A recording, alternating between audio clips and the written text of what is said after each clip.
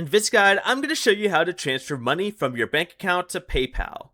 This is Miguel from JustBoz, and before we get into this guide, make sure to like the video and subscribe to the channel with all notifications on for more content like this. It really does help out the channel and we'd greatly appreciate it. If you have any questions, just ask them down in the comment section below. I'm going to be doing my best to reply to every single comment down there.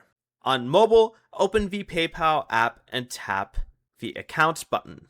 Scroll down until you see the linked banks and card section here, and make sure your bank account is linked. If it isn't, tap the Add New button, choose Bank, and follow the steps to connect it.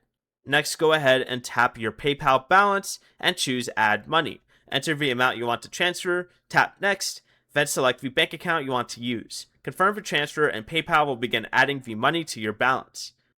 On a computer, sign into PayPal and open Accounts. Enter the amount you want to transfer, tap Next, then select the bank account you want to use, confirm the transfer, and PayPal will begin adding the money to your balance.